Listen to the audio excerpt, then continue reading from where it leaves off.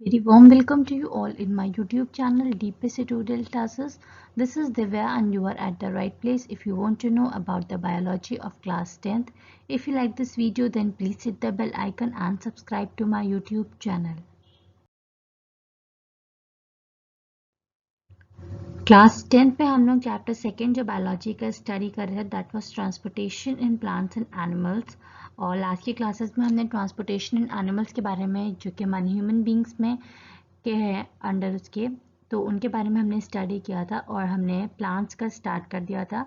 आज हम उसी को आगे कंटिन्यू करते हैं और अपना ट्रांसपोर्टेशन इन प्लांट्स स्टडी करते हैं। ट्रांसपोर्टेशन इन प्लांट्स यहाँ कंटिन्यू करने से पहले मैं आपको एक बार रिकॉल करा देना चाहती हूँ कि जो लास्ट की क्लासेस में हमने स्टडी किया था कि बेसिकली जो प्लांट्स में किस तरीके से फूड का ट्रांसपोर्टेशन एक पार्ट से दूसरे पार्ट तक होता है, इसी को हम ट्रांसपोर्टेशन इन प्लांट्स कहते हैं बेसिकली। और बेसिकली इसमें दो इंपॉर्टेंट पार्ट्स होते हैं, one is xylem and the other one is phloem. ये दोनों ही चीज़ें रिस्पॉन्सिबल होती हैं हमारे फूड मटेरियल को और वाटर को सप्लाई करने के लिए पूरे प्लांट्स में। तो जिसमें से हमारा जाइलम जो होता है वो बेसिकली हमारा वाटर को सप्लाई करने के लिए रिस्पॉन्सिबल होता है, वाटर एंड मिनरल्स को। और बाकी जो हमारा फ्लोएम वाला पार्ट होता है वो हमारे अदर मटेरियल्स जो भी हमारे होते हैं, फूड वगैरह होता है, उन सबको ट्रांसपोर्ट करने के लिए रिस्पॉन्सिबल होता है। तो अभी हम पहला जो स्टडी करेंगे that is transportation of water and minerals, जो कि हमारा जाइलम के थ्रू होता है। तो transportation of water and minerals को ही हम एसेंट ऑफ सैप कहते हैं। बहुत ही इंपॉर्टेंट क्वेश्चन एग्जाम्स में एसेंट ऑफ सैप भी पूछा जाता है, प्लस इसका जो एग्जाम्पल जो हमारा मैकेनिज्म होता है वो भी पूछा जाता है। और इसी को स्टार्ट करने से पहले मैं एक बार आपको एक और चीज़ इसमें बता देना चाहती हूँ। बेसिकली जो जाइलम होता है जो कि इसका वाटर का सप्लाई होता है, ये हमेशा खाली अपवर्ड डायरेक्शन में होता है, मतलब रूट से हमारा टॉप ऑफ द ट्री तक पहुँचता है ये। और बाकी जो हमारा मिनरल जो हमारे फूड आइटम्स वगैरह होते हैं जो कि हमारा फ्लोएम में होता है वो हमारे अपवर्ड और डाउनवर्ड, उनका दोनों ही डायरेक्शन होता है।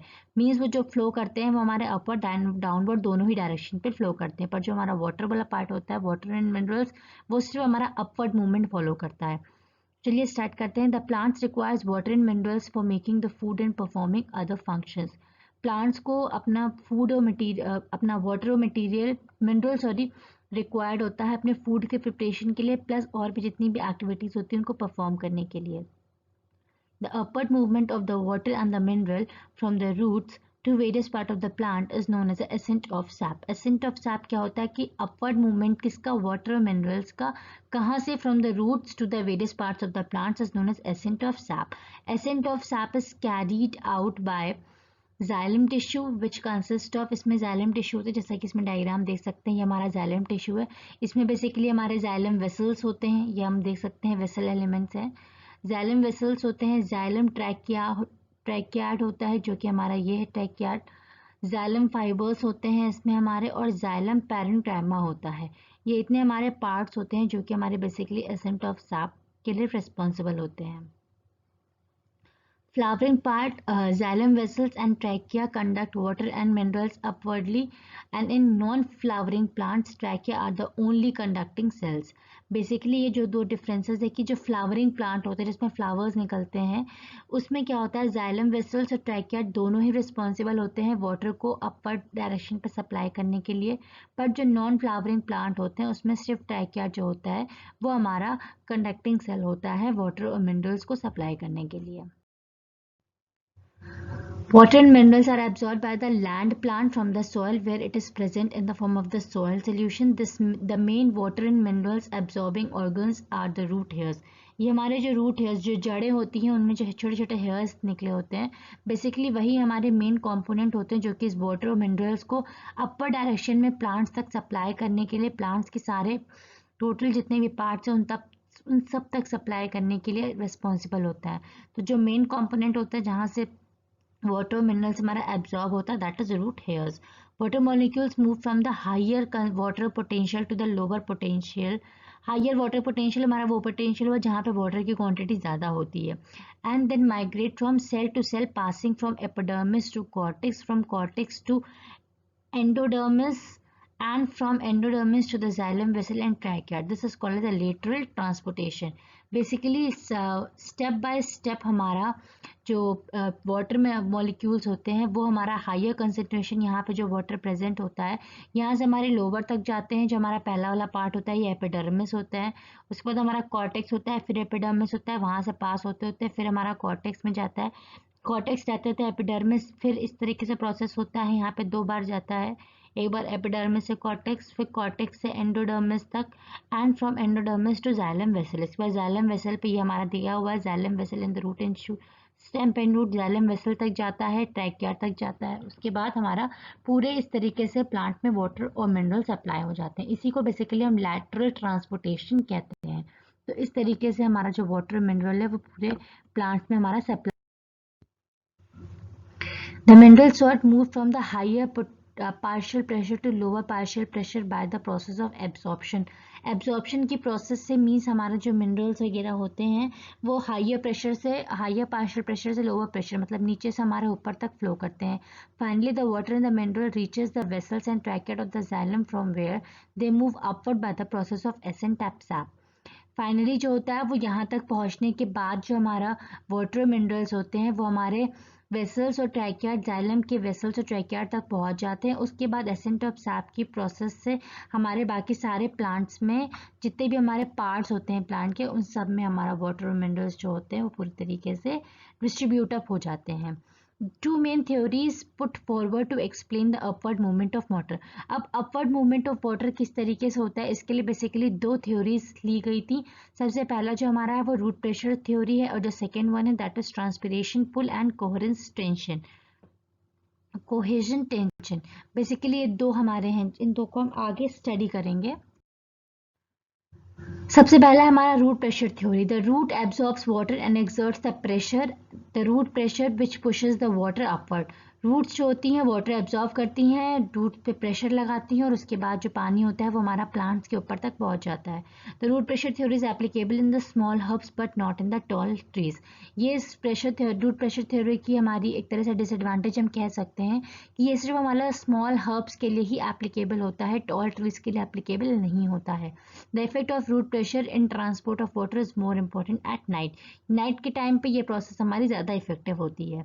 इसके बाद हमारा आता है transpiration pull and cohesion tension theory.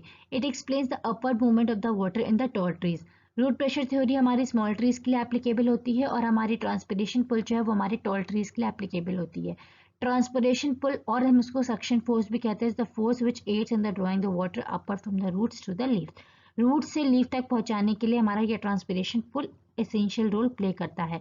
Small amount of water is used in the photosynthesis and excess water is released into the atmosphere to the openings of the stomata. Transpiration की process होती है हमें पता ही है, जिसकी वजह से बहुत सारा लॉस ऑफ वाटर हमारा होता है प्लांट्स से, जिसकी वजह से उसका टेम्परेचर भी एक तरह से मेंटेन रहता है और फोटोसिंथेसिस की प्रोसेस के लिए हमारा वाटर का रिक्वायरमेंट होता है। During the day times it helps in the upward movement of the water from the root to trees.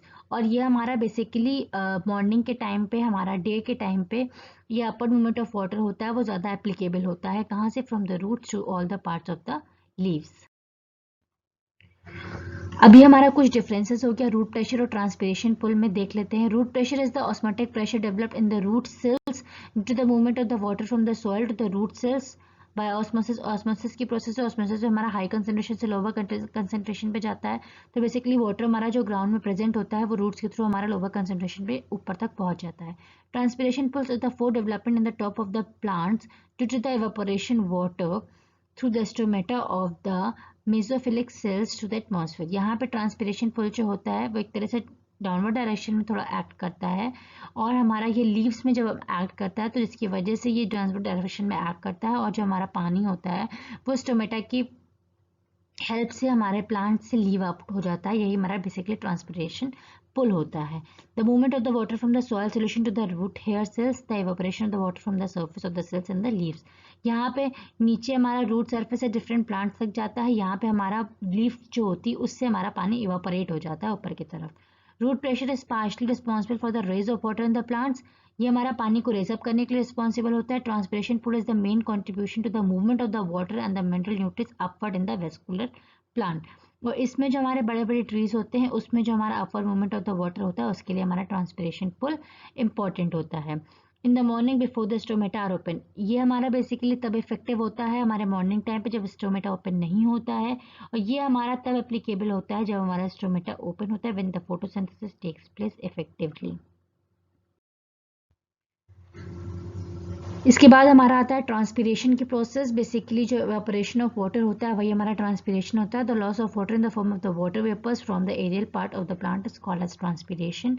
Transpiration में मैक्सिमम जो होता है वो स्टोमेटा से होता है, बाकी जो हमारा होता है वो क्यूटिकल्स और लेंट्रिकल्स की वजह से जो हमारा साइड वाला पोर्शन है उसकी वजह से कुछ ट्रांसपिरेशन होता है, बट बेसिकली जो हमारा होता है वो स्टोमेटा जो प्रेजेंट होते हैं, ओपनिंग होती है, जब वो ओपन होते हैं तो हमारे वाटर जो होता है वो बाहर निकल जाता है, और ये हमारी प्रोसेस क्या होती है ट्रांसपिरेशन की। अब बेसिकली ट्रांसपिरेशन का फंक्शन क्या होता है, it helps in the absorption and upward movement of the water. हमने ट्रांसपिरेशन पुल अभी पढ़ाई था, इसमें ये बेसिकली वाटर को एब्जॉर्प्शन और upward movement of the water के लिए बहुत ज़्यादा एसेंशियल होता है। It helps in the temperature regulation, बहुत ही इंपॉर्टेंट चीज़ है टेम्परेचर को रेगुलेट करने के लिए, प्लांट का जो टेम्परेचर है उसको रेगुलेट करने के लिए बहुत ज़्यादा इफेक्टिव होता है। The plants are protected from the burning due to the transpiration. Evaporation of the water produces cooling effect, और पानी जो हमारा ये इवेपोरेट होता है जिसकी वजह से कूलिंग इफेक्ट क्रिएट करता है। तो ये हमारा हो गया बेसिकली वाटर का ट्रांसपोर्ट। अब हम लोग पढ़ेंगे transportation of food and other substances. अब फूड और अदर सब्सटेंसेस कैसे ट्रांसपोर्ट होते हैं उसके बारे में हम जानेंगे। शुगर हो गया, अमीनो एसिड्स हो गया, और other substance are translocated from the site of synthesis to the site of storage through the phloem. जहाँ पे ये स्टोर होते हैं वहाँ से और सारे प्लांट्स में फैलने तक का जो प्रोसेस होता है फ्लोएम के थ्रू, यही हमारा बेसिकली ट्रांसपोर्टेशन ऑफ फूड और अदर सब्सटेंसेस होता है। Transportation of food from the leaves to the different parts of the plant is terms as a translocation. और जो ये प्रोसेस हमारी होती है, जो फूड का ट्रांसफर एक लीव से या एक पॉइंट से दूसरे पॉइंट के प्लांट के दूसरे पॉइंट तक जो पहुंचता है, उसे हम ट्रांसलोकेशन कहते हैं। ट्रांसपिरेशन और ट्रांसलोकेशन में यही डिफरेंस है, ट्रांसपिरेशन में जो हमारा वाटर होता है और बाकी जो ट्रांसलोकेशन होता है उसमें हमारा ट्रांसपोर्ट ऑफ फूड होता है। ट्रांसलोकेशन में भी अपवर्ड और downward direction depending upon the need of the plant. यहाँ पे जो हमारा ट्रांसलोकेशन का होता है वो हमारा अपवर्ड और डाउनवर्ड दोनों ही डायरेक्शन पे होता है, जहाँ जहाँ लीव्स को किस टाइम पे किस चीज़ की रिक्वायरमेंट है ये उस पर डिपेंड करता है। Translocation of the food takes place in the CV tube with the help of the adjacent companion cell by the phloem tissue। यहाँ पे प्रेजेंट होता है हमारा CV ट्यूब, ये हमारा प्रेजेंट है जिसकी वजह से हमारा ट्रांसलोकेशन ऑफ फूड जो होता है वो इसी के थ्रू टेक प्लेस करता है। Phloem system consist of basically 4 components होते हैं। सेवी ट्यूब होता है, कंपेनियन सेल्स होते हैं, ये हमारे कंपेनियन सेल्स प्रेजेंट है। फ्लोएम पैरेंटाइमा होता है, ये हमारा फ्लोएम पैरेंटाइमा भी इसमें प्रेजेंट होता है, और फ्लोएम फाइबर्स भी हमारे इसमें प्रेजेंट होते हैं। ये हमारे बेसिकली 4 कंपोनेंट्स होते हैं फ्लोएम के, जो कि रिस्पॉन्सिबल होते हैं फूड और अदर सब्सटेंसेस को ट्रांसलोकेट करने के लिए। अब ये हमारा बेसिकली ट्रांसलोकेशन की प्रोसेस होती है, मैकेनिज्म होता है। Translocation takes place through the energy in the form of the ATP। जो एनर्जी हमारी स्टोर्ड होती है, जो कि हमारी बेसिकली फूड जो होता है उसके जो ब्रेकडाउन के बाद जो एनर्जी हमें रिलीज होती है वो हमें ATP के फॉर्म पर रिलीज होती है। ATP कैप्चर्स, ये क्या करती है, जो एनर्जी रिलीज होती है ATP इसको कैप्चर कर लेता है, किससे, from the breakdown of the food mineral food and molecules and release it to fuel other cellular process. और जितने भी बाकी ये एनर्जी जो फूड लिया प्लांट ने उससे जो ब्रेकडाउन हुआ, ब्रेकडाउन के बाद जो एनर्जी रिलीज हुई ATP जो होता है वो उसको कैप्चर कर लेता है, और जितने भी प्लांट्स की वाइटल एक्टिविटीज़ होती हैं, जो भी सेलुलर प्रोसेसेस होती हैं, उनको परफॉर्म करने के लिए ये एज अ रिस्पॉन्सिबल होता है। इसके बाद sugar sucrose made in the leaves are loaded into the CV tube of the phloem by using energy from ATP। और जो ATP से हमारी एनर्जी मिलती है उससे जो हमारी ये सुक्रोज होता है जो कि हमारा लीफ में बनता है, ये हमारा कहाँ पे, इस लाइवरी ट्यूब में, सेवी ट्यूब में आ जाता है। ये हमारा जैसा कि आप डायग्राम से देख सकते हैं सुक्रोज का फॉर्मेशन हो रहा है, इसके बाद ये इसमें इस तरीके से आ रहा है। It increases the osmotic pressure of the CV tube. अब जब यहाँ पे आ जाएगा तो ये ऑब्वियस बात है, इसका कंसेंट्रेशन बढ़ जाएगा तो इसका ऑस्मोटिक प्रेशर इंक्रीज कर जाएगा। Water now flows into the CV tube containing the sugar by the process of osmosis. इसी प्रोसेस की वजह से वाटर जो हमारा है वो भी इसमें एंटर हो जाता है। इसके बाद soluble material is then transferred from the phloem tissue to the other tissue which have the less pressure than in the phloem. इस तरीके से आप देख सकते हैं ये इसमें आ रहा है, वाटर मॉलिक्यूल इसमें एंटर कर रहे हैं, ये इस तरीके से मूव कर रहा है। बाकी कुछ पार्ट हमारा कंपेनियन सेल्स सिंक में भी जाता है और बाकी हमारा वाटर इधर फिर से आ जाता है और फिर से इस तरीके से हमारा रेगुलेशन होता रहता है और हमारी ये प्रोसेस अकर करती रहती है। Thus, according to the plant requirement, the material is translocated from the higher osmotic pressure to the lower osmotic pressure.